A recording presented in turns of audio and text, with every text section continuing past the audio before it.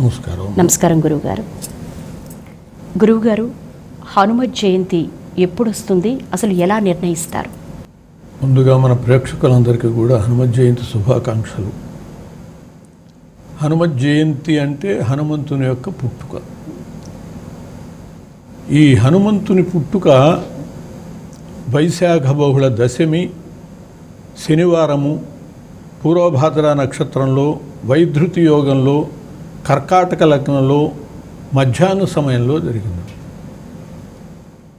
దీనికి కల్పాంతర భేదాల వల్ల కొందరు కార్తీక మాసంలో భావించే వాళ్ళు ఉన్నారు, చైత్ర మాసంలో భావించే వాళ్ళు ఉన్నారు, మార్గశిర మాసం ఆయన యొక్క వ్రతాన్ని జయంతిగా అనుకునే వాళ్ళు ఉన్నారు. ఇట్లా అనేక రకాల భ్రాంతులు ఉన్నాయి.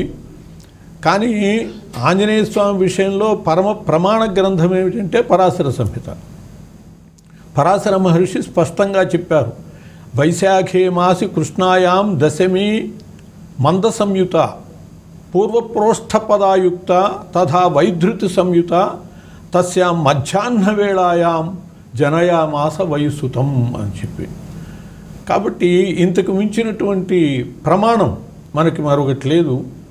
వైశాఖ బహుళ దశమి అంటే సహజంగా మే నెలలో వస్తూ ఉంటుంది. కొందరు చైత్ర పౌర్ణమిని అంటే ఏప్రిల్లోనే హనుమత్ జయంతి అని చెప్పి చేస్తూ ఉండటం ఉన్నది. ఒకప్పుడు చాలా ఎక్కువ మంది అలా చేసేవాళ్ళు, ముఖ్యంగా మన తెలంగాణ ప్రాంతంలో, ఉత్తరాదిన కొన్ని చోట్ల. ఇప్పుడిప్పుడు పూర్తిగా తెలిసి వైశాఖ మాసంలోనే అందరూ ఆచరిస్తున్నారు. అసలు హనుమంతుడికి సంబంధించినటువంటి పర్వదినాలలో చైత్ర పౌర్ణమి నాడు వచ్చేది హనుమద్ విజయోత్సవము అని అంటారు. రావణవధ అయ్యాక అయోధ్యలో చైత్ర శుద్ధ సప్తమి నాడు రామ పట్టాభిషేకం జరిగింది.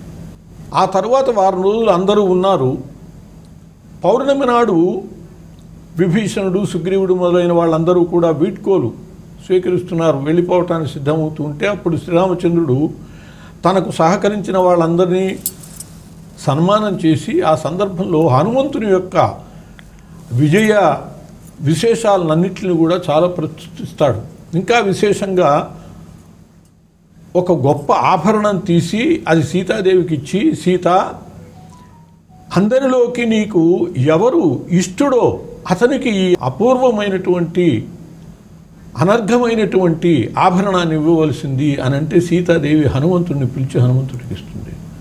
ఇది మనకి రామాయణంలో కూడా స్పష్టంగా ఉంటుంది. ప్రదేహి శుభగే హారం అని చెప్పి రాముడు చెప్తాడు. అటువంటి ఆ చైత్ర పౌర్ణమి నాడు ఆంజనేయ స్వామికి అద్భుతమైనటువంటి విజయోత్సవం జరిగింది. కాబట్టి దాన్ని దేశమంతా కూడా, ప్రపంచమంతా కూడా విజయోత్సవంగా చేసుకుంటుంది. ఏప్రిల్లో వచ్చేది హనుమద్ విజయోత్సవము, వైశాఖ మాసంలో వచ్చేది హనుమత్ జయంతి. అసలు ఈ జయంతులు ఒక దేవతకు సంబంధించినటువంటి పర్వదినాలు దేన్ని బట్టి నిర్ణయిస్తారు అంటే ఋగ్వేదంలో ఒక మంత్రం ఉన్నది, ప్రాతర్య వాణ ప్రథమాయ జధ్వం అని చెప్పి. ఏ రోజు ఏ దేవతకి సంబంధించినటువంటి నక్షత్ర ఉదయం జరుగుతుందో ఆ రోజున ఆ దేవత పూజ చెయ్యాలి అని.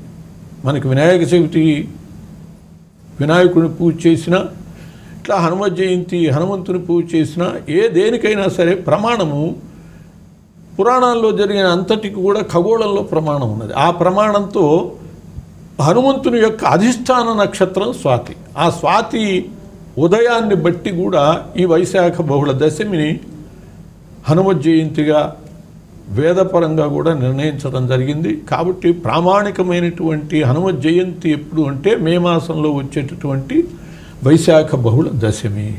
ఇది స్పష్టంగా గ్రహించాలి. చైత్ర మాసంలో వచ్చేది హనుమద్ విజయోత్సవము.